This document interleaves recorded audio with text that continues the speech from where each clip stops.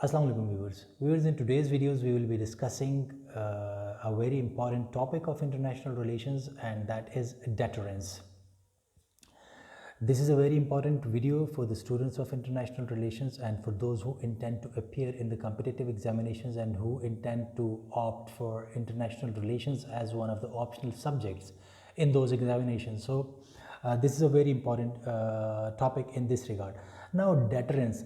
Thomas Schelling says that war is no more just a competition or just a quest for victory over others. Rather, it is very complicated these days. And what are the complications of a war these days? He says that this is the art of coercion, then this is the art of intimidation, and this is the art of deterring someone. So deterrence is that's why important. It's not that if there is a war there will be a victorious power and there will be a loser power, but that victorious power that doesn't determine the victory in a war, like the complete annihilation of another state, or having some sort of superiority over the other state in the battlefield. It doesn't mean that that particular state is superior to the other, but it is deterrence. It is the art of coercion, how to persuade another country to adopt a certain set of policies, or to adopt or not to adopt a policy or policies. So this is a kind of an art. To deter is to stop someone from doing something. This is what we call deter or deterrence. If I deter my enemy, or if state A deters the enemy, its enemies, then state A, you might say that state A has mastered the art of coercion or the art of deterrence. Now, in a layman's term, if you try to understand deterrence, then you can think of the police force in your society. You can think of these jails, these police stations in your society. What does they do? What do they do? They usually try to deter people from committing crimes, because these are the places where the criminals are kept. So when people see these places where the criminals are kept, a lot of people would avoid committing crime, because they would think that if they commit a crime, they would end up over there in those places. So that's why people would avoid committing crimes.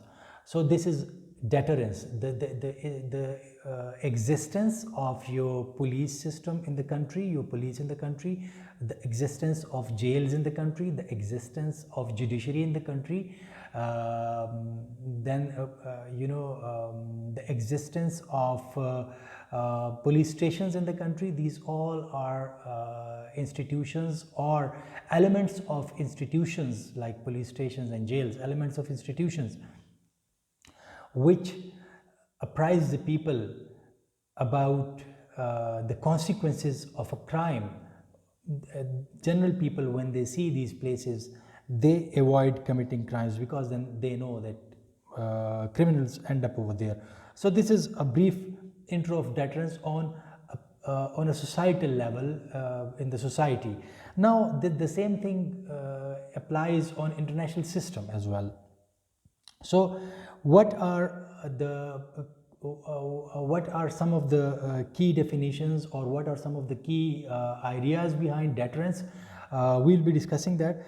There are two key assumptions in deterrence. The first assumption is that a specific punishment can be imposed on the offender, and that threat of the imposition of the specific threat on the offender basically prevent the offender from committing a crime against a state, against state A. If state A impresses upon state B that if you commit certain kinds of acts on my bordering area, then I can resort to such and such kind of tactics. So state B will be deterred, and state B will not commit any kind of crimes, international crimes against state A. Then the second is that the fear of punishment. will prevent others from committing similar crimes. So, for example, if state A is deterring state B by demonstrating some sorts of carriers of nuclear weapons like missiles, so state B is deterred because state A has got some carriers of nuclear missiles, carriers of nuclear weapons, that is missiles. So state B will be deterred, but in the process, when state B is deterred, there might be state C, state D, state E, on the periphery or on the borders, in the neighborhood or in that particular region. So those states will also be deterred. So it is not only deterring the one from whom state A feels kind of a threat, but it is also giving a message to others that if you resort to the same kinds of acts against me, I will resort to the same kinds of deterring acts against you as well. So this is the basic concept of deterrence. Now it has got the use of punishment. Like you are using punishment, you are using the concept of punishment. It is not like you're punishing someone, you're just using the concept of punishment, and with that concept you are deterring a particular state from committing any crimes or any hostile acts against you. So this is the use of punishment. In deterrence this happens. And then there is the concept of retributism in that as well. So if you commit this kind of an act against me or against state A has got the capability to punish you, to revenge, the capability or the capability to strike back. State B has got this capability that it can strike back against that particular state which is committing kind of a crime against state A. Okay, and then there is it is basically, deterrence is something which is not asking people to do something, it is asking people not to do something. Like I have given you the example of police stations. So police station is basically giving you an advice not to commit a crime. It is not telling you to commit a crime. It is not asking you to do something, it is asking you not to do such and such acts, and you can do a lot of other things. So this is what deterrence is all about. Then on a political level, if we see deterrence, it is like the development of your own military or military capability, so that other countries would not resort to wars against you, or other countries would not attack you, because you have got this military capability with you that you can respond to such kind of attacks, and you have got the capability that you will punish them if they resorted to some kind of hostile acts against you. So this is also one of the concepts of deterrence. Then what are the acts or process of deterring? It is it is the fear in the minds of others or in the minds of other states that you do not need to keep bad views or hostile views against me or hostile intentions against me, because I have the capability that I will punish you in case you try to resort to execute those intentions of yours which are basically hostile towards me. So I have got this capability to punish you. So this is that you just delete those bad ideas from the minds of other countries or other states or criminals in case of within the country, like which I have already explained. Then the maintenance of the military power for the purpose of discouraging the attack. This is another aspect of deterrence, that you maintain that military power, because military power is necessary to tell others that you have got the required means to punish others. So in the process of deterrence, you not only give them signals not to hold bad views about you, not to hold hostile views about your country, but you also have got this military with you in case they have some hostile views about you, and they have got some animosity towards you, and then they resort to give it a practical shape against your country. Then you have got this military and the capabilities, and particularly the nuclear capability. In that case, you can use that nuclear capability against that state, and then these bad ideas would be eliminated, would be deleted from the enemy, from the mind of the enemy, or from the policy makers, from the discussions of the policy makers in the enemy state or in state B. So this is the process of deterring. Now, what is the strategic? This is, kind of a strategic use of force, but there is one brute force in which you just resort to using force against your enemy, and that is in kind of an all-out war. But in deterrence, this is a strategic coercion. You just tell them not to do this, otherwise I have got this capability to punish you. And it is not only nuclear deterrence, it is deterrence in other senses, like for example in case of Iran and the United States of America.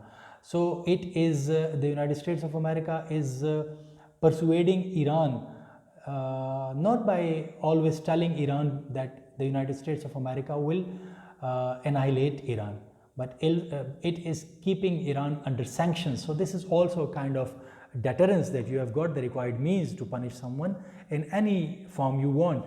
But mainly it is related to the nuclear deterrence, because it is a concept which has been evolved during the Cold War era. So it is a nuclear deterrence. But I was just giving you this example of Iran to make you understand that well. Now, there are some basic elements of deterrence. Number one is to persuade the opponent not to initiate an action. You are persuading your opponent that your opponent does not need to initiate an action, otherwise the consequences would be very unpleasant for your opponent. This is point number one. Now, deterrence is kind of a passive action. It is for an indefinite period of time. For example, in case of Pakistan and India, there is a nuclear deterrence with Pakistan. So it is a passive. Pakistan is not using this these nuclear weapons against India, but this thing is in the minds of the policy makers or the Indian policy makers, that if they resorted to any violent acts against Pakistan, and if they cross their limits, like the red line, if they cross the red line, then this passive deterrence is there with Pakistan, which is the nuclear weapons of Pakistan, the nukes of Pakistan. So this is for an indefinite period of time. This deterrence is not for a definite period of time. It is for an indefinite period of time. Like Pakistan first tested its nuke in 1998, and it is almost 28 years now, but Pakistan has got these nuclear weapons, and it will be there with Pakistan for an indefinite time, and this will always be a threat for any country which is hostile towards Pakistan, that Pakistan has got this nuclear capability, and it can be used against us as well. So it is passive. Pakistan is not using it right now, it is just there, and it is for an indefinite period of time. So this is another quality of deterrence. Then okay, for example, if India is not attacking Pakistan, now this is in deterrence, this is hard to determine whether the success, like the success is due to the deterrence, or this success is due to some other pressures as well. So for example, if India is not attacking Pakistan, it is an open secret that India is an enemy of Pakistan.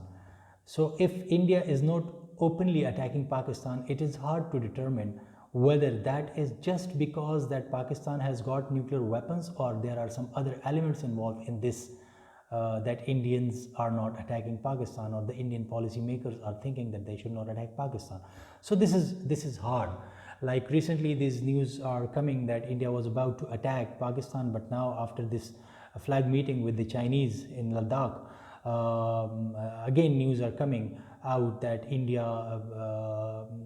is now thinking that it should not even attack Pakistan, because in case of attack, some analysts say that even in case of Indian attack on the Chinese on the line of actual control, Pakistan would attack the Indian held Kashmir, and in case of Indian attack on Pakistan, China would proceed from that front. So then it will be difficult for India to compete or to fight or to resist on both fronts.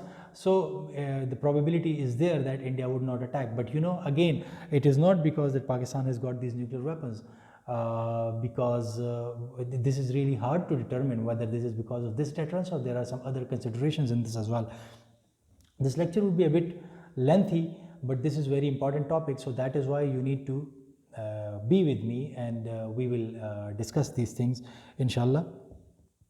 Then the status quo, deterrence is basically making the status quo good, because whenever somebody is attacking you, whenever state A is under attack, or one state A is under attack from state B, so basically this state B is not happy with the existing scenario, with the existing power structure like the status quo.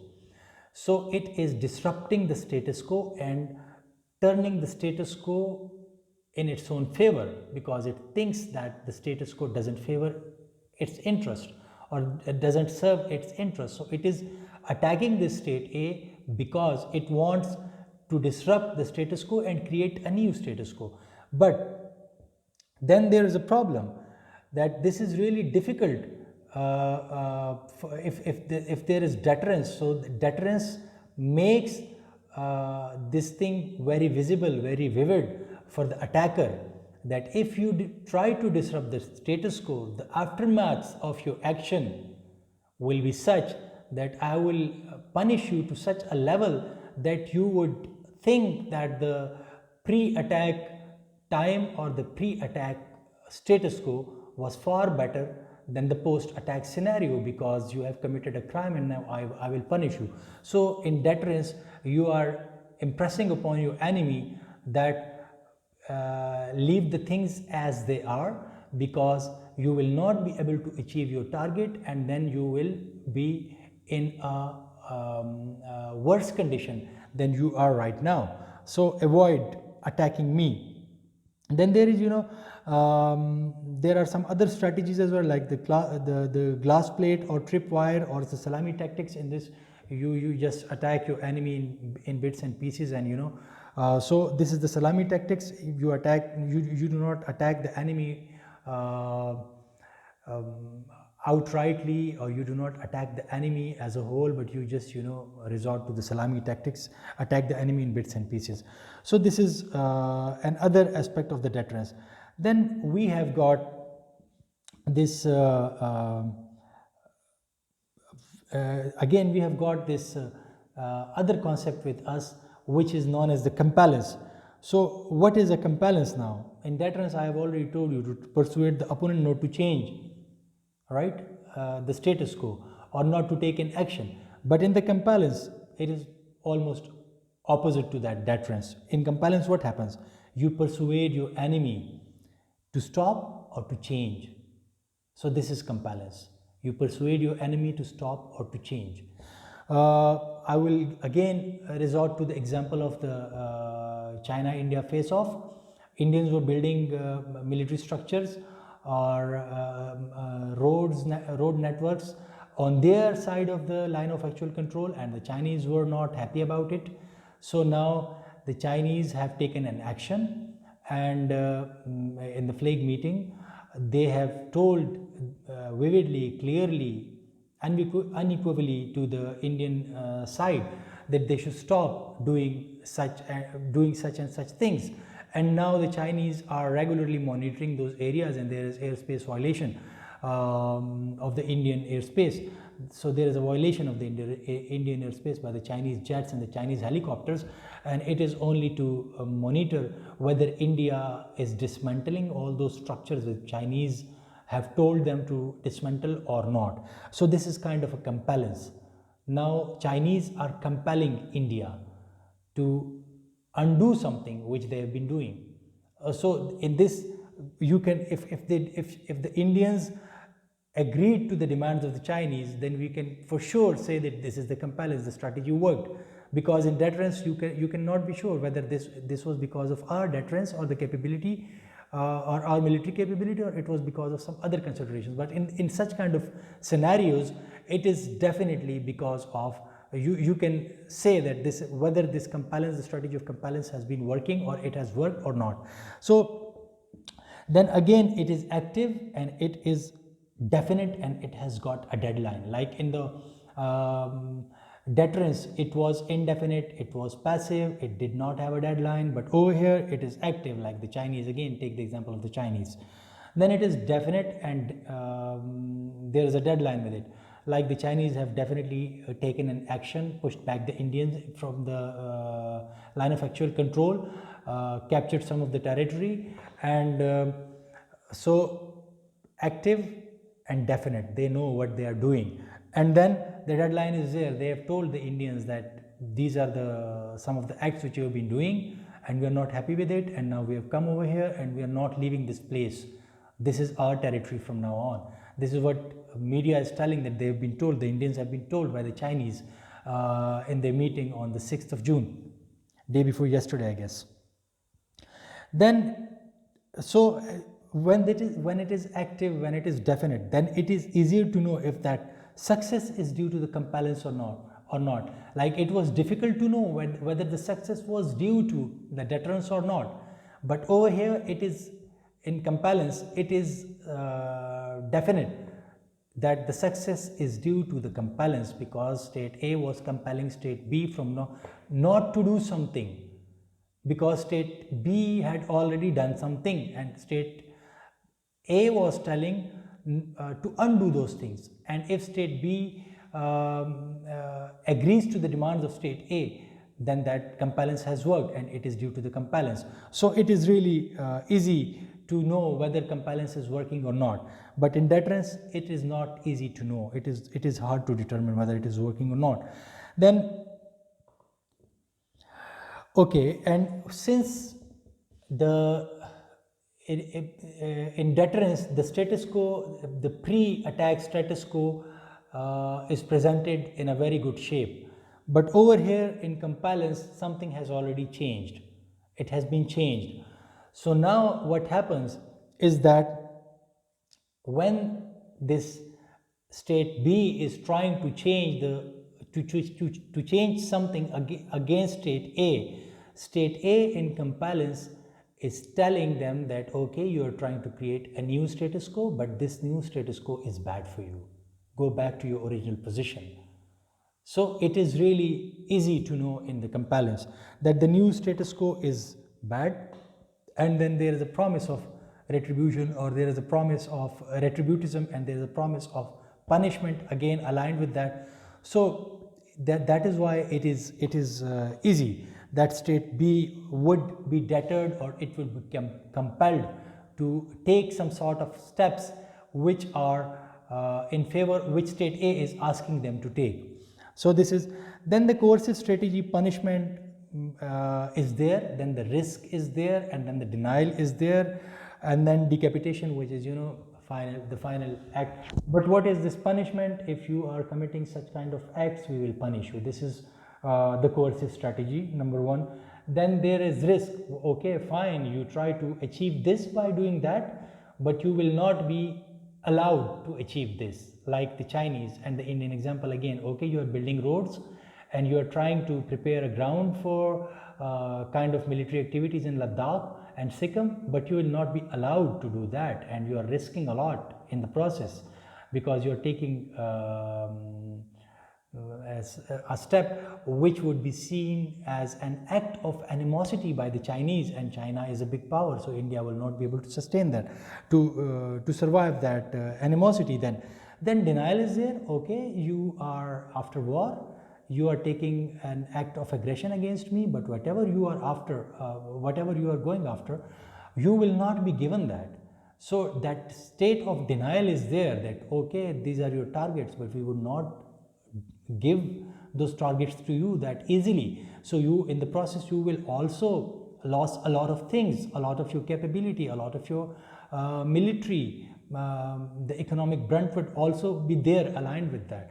And finally, decapitation is, like if there is an all-out war and if you do not deter, and we are compelling you, but if you resist and you refuse to be compelled, then there will be an all-out war, and then in case of an all-out war, you will be decapitated, right? So this is these are some of the differences between the deterrence and compellence. Then what are the types of deterrence? First of all, there is a direct deterrence, like the target is the defender.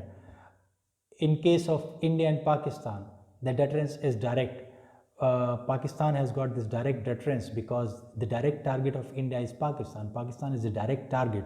So that is a direct deterrence. Then there is an extended deterrence as well, like there is a protege. State A is taking security, is responsible for the security of state B, and if state B is attacked, state A will interfere on the behalf of state B, and all those states who would be attacking state B would be basically taking a fight or waging a war against state A. So that is extended deterrence, that you are not the direct target, but the target is your ally. So if state A and state B are allies and state C attacks state B, state A has got this capability, so state A is providing this deterrence. And then you can take the example of NATO countries. The biggest power, military power, which was against the NATO, which was behind the NATO, was the United States of America, right? So there were many small states in the NATO, North Atlantic Treaty Organization, but Soviet Union could not attack them because they knew that if we attack any small states which is a NATO member and which is an ally of the United States, and definitely if a NATO member, it will be an ally of the United States of America. So then that whole alliance will come to the rescue of that one state. So then the expansionist designs of the Soviet Union, those designs were foiled, and it could not be, they could not be materialized. Then entrapment of the protege. So we can take the example of Serbia and Russia, like the First World War, and in 1914, like Russia intervened on behalf of Serbia, and it was kind of entrapment by the protege, that Russia was entrapped by it. And then there is strategic ambiguity in case of the US Taiwan policy, that there is a strategic ambiguity in the US policy on Taiwan. At times when it suits the interest of the United States of America, it would raise its voice against Chinese policies in Taiwan, but at times when the Chinese are when the United States of America is having some kind of trade deal with the Chinese, or when their relations are comparatively good, then the United States of America would not raise its voice for the rights of the Taiwan. So so this is, or the Taiwan government. So this is these are some of the kinds of the deterrence. Then the cost and benefit calculation, it is also very important. What are the cost and benefit calculations in deterrence? Why does a war occur? You evaluate the status quo. So when you evaluate that status quo versus the alternative, what happens? You are okay, state B or state A, or state B is going to attack state A. It is not happy with the status quo, but what are the alternative? Because it is now creating another situation, a new status quo, and that will be the alternative. So this evaluation really matters. Okay, whether in the status quo state B is better off, or it will be the alternative scenario in which state B would consider that it is better off. So this is the calculation, and the policymakers do all these calculations, and this is the cost and benefit calculation. Now, how do you improve the status quo for the opponent? For example, if there are voices of discontentment in the air, and different states are raising their concerns against a particular state and that hegemon is there and they cannot challenge that hegemon openly, but they are raising their voices and they are kind of creating an environment in which it will be 5 or 10 years down the road, it will be better. It will be easy for other states to challenge the authority of that hegemon state. So in this scenario, what does the hegemon do, or what does the superior power do? That it increases the benefits of the status quo. For example, it would give trade opportunities to other states so that they also feel happy in that status quo in which that hegemon has got this authority. And then it will also give membership of to some states in different organizations, and that membership of different organizations will satisfy the states which are otherwise not satisfied with the status quo. Then again, in deterrence, you can also say that deterrence is done due to the increase in the military capability, and which is an indirect reference to the arms race as well, or the arms pile-up.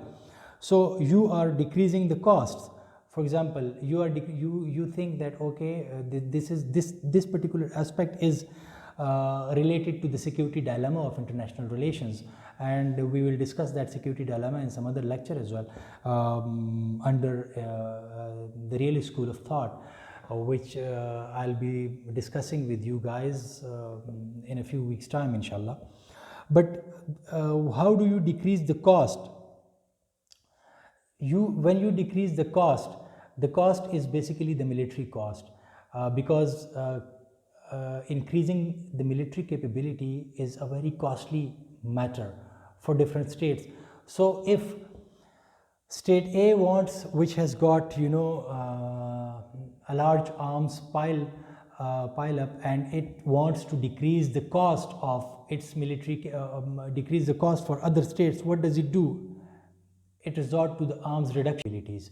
So then they reduce the capabilities, the military capabilities, and the other states which are otherwise not satisfied with the scenario, with the status quo, then they feel satisfied as well.